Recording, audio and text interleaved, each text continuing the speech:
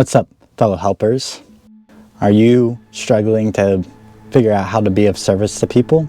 Do you have close people or relatives, friends that are struggling and you want to help them, give them these universal truths that you figured out and you're trying to express it to them? Do you have amazing answers and truths that you want to share with the world, but you cannot figure out why it's not making sense to others when you're trying to explain it?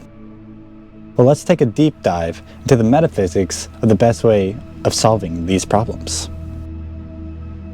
Alright, to understand how to best solve these issues, we must understand some metaphysical principles. The first metaphysical principle we'll be looking at today is the idea of oneness, and how everything is one. This concept is the big boss of metaphysical concepts. But this is the key for understanding. With this concept, we realize that there is no separation whatsoever. Separation is an illusion.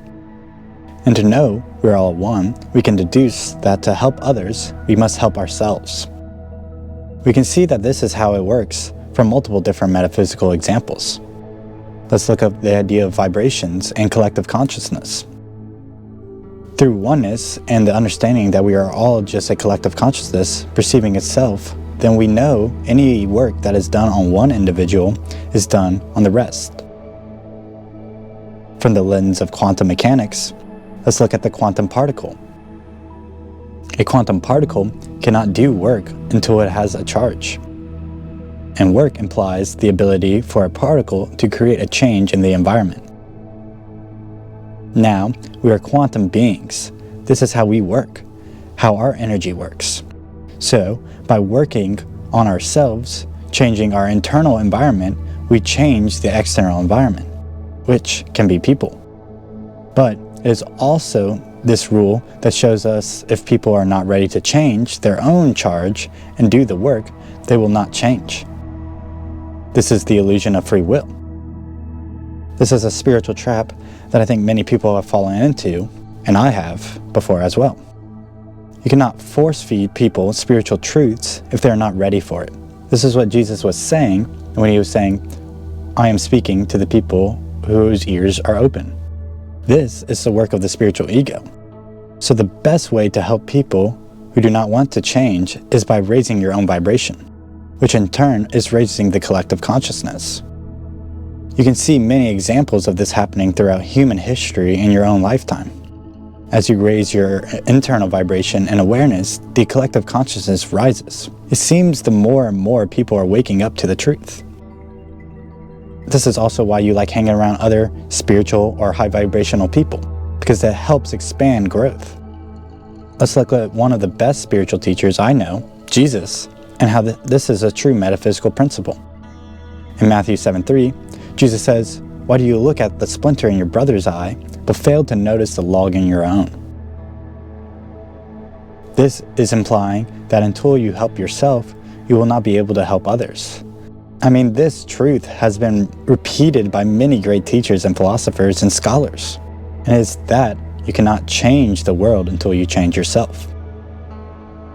This is because you are co-creating this reality. This is oneness on display. Again, let's use the teachings of Jesus to understand this concept. For Jesus teaches us this concept that the best way to be a leader is through your actions. As Jesus says in John 13:15, "For I have given you an example, that you should do as I have done to you." This is a powerful tool to help growth in yourself and others. It's like getting shown where the finish line is, making it a lot easier to understand where you're going. Cool.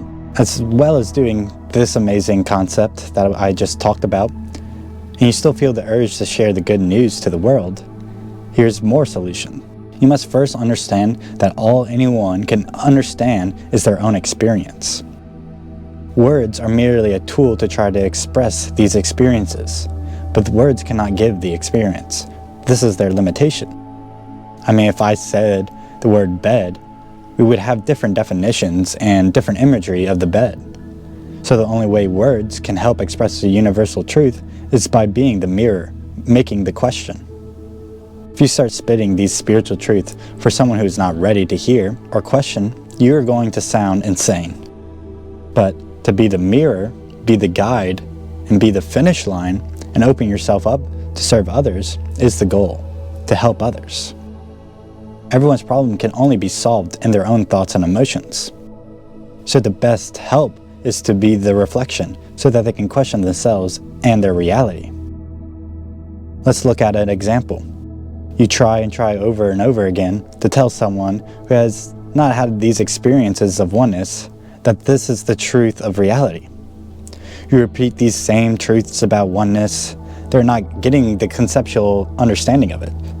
But if you work with the person, be the reflection, use their experiences to try to find the conclusion, you have a much better chance of them having the realization, or at least begin the questioning for the realization.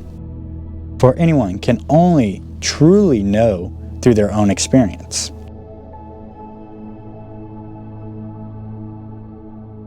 So this leads to the final method of how to best help someone. And that is by giving or sharing an experience. While this can mean a story of your own experience, I more mean by creating opportunities for people to experience. Whether that is going for a walk in nature, going to a yoga class or a breathworks, or working out, sharing books, or whatever self-help experience you like to share, that is the tool. For everyone has to reach the conclusion on their own. Thanks for watching, guys. Subscribe, like, leave questions and comments that you want me to talk about, and I'll respond. Till next time, peace.